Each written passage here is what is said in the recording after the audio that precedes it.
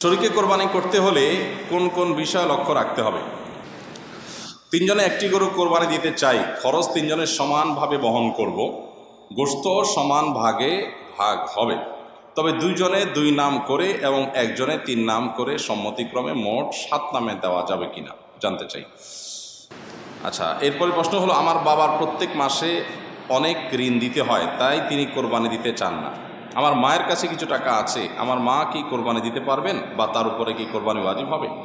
আপনার বাবার যেহেতু ঋণ আছে, তিনি অবশ্যই ঋণ পরিশোধ করবেন কোরবানি না দিয়ে। আর আপনার মায়ের যদি টাকা থাকে, তিনি কোরবানি দিবেন। বাবা এবং মা সবার অ্যাকাউন্ট আলাদা আলাদা ইসলামের শরীয়ত অনুযায়ী। স্বামী স্ত্রী দুজনের অ্যাকাউন্ট আলাদা আলাদা। অনেক সময় দেখা যায় আমরা এটাকে গুলিয়ে ফেলি, এটা গুলিয়ে ফেলার কোনো সুযোগ নেই। স্বামীর যদি টাকা না থাকে তো বেচারাও কোরবানি দিবে না, স্ত্রীর টাকা আছে তিনি কোরবানি দিবেন, তখন স্ত্রীর কোরবানির থেকে গোশত খাবে স্বামী। এই তো এরকম ব্যাপার না যে স্বামীর যেহেতু ঋণ আছে অতএব আমি কোরবানি দেব না, স্বামীর ঋণ আমি পরিশোধ করতে বাধ্য, এরকম না। স্ত্রী যদি স্বামীর ঋণ পরিশোধ করেন সেটা তার পক্ষ থেকে এহসান হবে, ভালো। তিনজনে একটি গরু কোরবানি দিতে চাই, খরচ তিনজনের সমানভাবে বহন করব, গোশত সমান ভাগে ভাগ হবে, তবে দুইজনে দুই নাম করে এবং একজনে তিন নাম করে সম্মতিক্রমে মোট 7 নামে দেওয়া যাবে কিনা জানতে চাই। দেখুন, কোরবানিতে ভগ্নাংশ কেউ নিতে পারবে না, পূর্ণ একটা অংশ নিতে হবে। এখানে কেউ ভগ্নাংশ নিচ্ছে না প্রশ্নের ক্ষেত্রে, কিন্তু একটা গরুতে সর্বোচ্চ 7 ভাগে দেওয়া যায়, 7 ভাগে দিতে বাধ্য না। এর মানে এই না যে 7 ভাগে দেওয়া যাবে। মানে যেভাবে স্টাইলে ধরছেন আমার তো মনে হচ্ছে রেকর্ড করছেন, রেকর্ড করলে স্ট্যান্ডে সেট করেন, করে সুন্দর করে করেন, নিয়মতান্ত্রিকভাবে করেন। হ্যাঁ, আচ্ছা, একজনে 3 নাম দিয়েছেন অথচ টাকা দিয়েছেন 3 ভাগের 1 ভাগ। 3 নাম মানে 3 জনের তরফ থেকে দিয়েছেন, তো আর বাকি দুজন 3 জন সমান করে টাকা দিয়েছেন। তার মানে এখানে হয় 3 জনের পক্ষ থেকে হবে বা এক একজনের 2 জনের তরফ থেকে দিবেন, তাহলে 6 জনের তরফ থেকে হবে। যেহেতু টাকা সমান দিচ্ছেন, টাকা দিচ্ছেন সমান, কিন্তু নাম একটা বেশি দিচ্ছেন, সেটা কিসের ভিত্তিতে? যদি সবাই বলেন ঠিক আছে আমরা টাকা বেশি দিলেও ওনাকে একজনের তরফ থেকে বেশি দেওয়ার সুযোগ আমরা দিলাম, আমাদের পক্ষ থেকে ছাড়, তাহলে সেক্ষেত্রে সেটা জায়েজ আছে। তাহলে ব্যাপারটা এরকম হবে যে একটা গরুর দাম ধরা যাক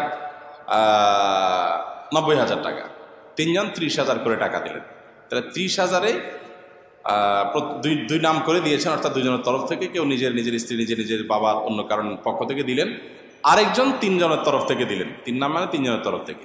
তো যে ব্যক্তি 3 জনের তরফ থেকে দিলেন তার তো 45,000 টাকা দেওয়ার কথা, কিন্তু দিয়েছেন 30,000 টাকা, তাহলে বাকি 15,000 টাকা যেটা তিনি দেন নাই, অবশিষ্ট 2 শরিক মিলে যদি বলেন ঠিক আছে আমরা দিয়ে দিয়েছি, ওইটাই ওখানে কাউন্ট করলাম, এটা তোমার জন্য গিফট, তোমার তরফ থেকে হলো, তাহলে জায়েজ হবে।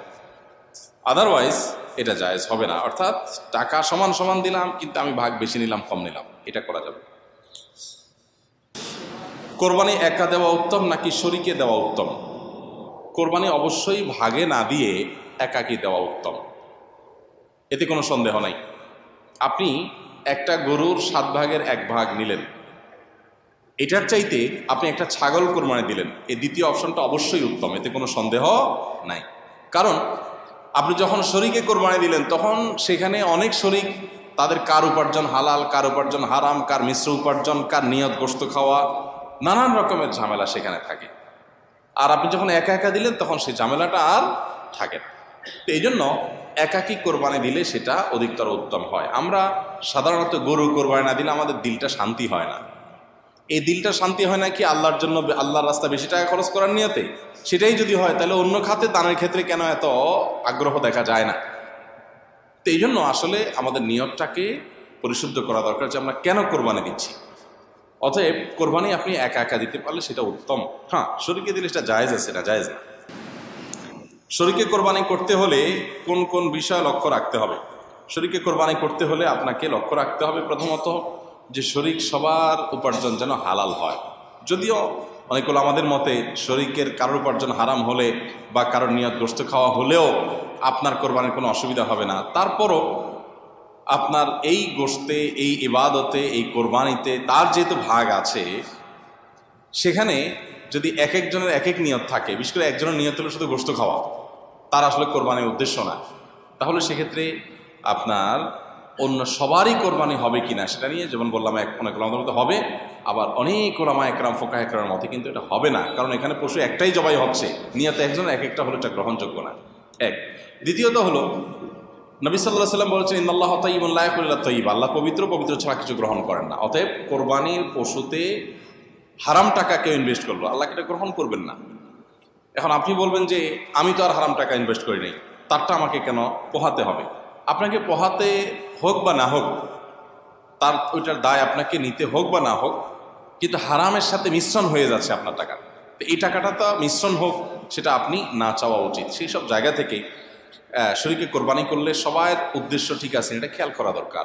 ইখতিলাফের ঊর্ধ্বে উঠেও এটা খেয়াল করা দরকার যে সবার নিয়তটা ঠিক আছে, সবাই মুখলেস মানুষ, শরীকরা ভালো মানুষ এবং উপার্জনগুলো হালাল, এটা দেখা দরকার। দ্বিতীয়ত গোশতের ভাগ ইত্যাদি যখন হবে তখন ইনসাফের সাথে ভাগ হচ্ছে কিনা সেটাও খেয়াল করা দরকার। এক্ষেত্রে যদি বেইনসাফি করেন সেটা গুনাহ হবে।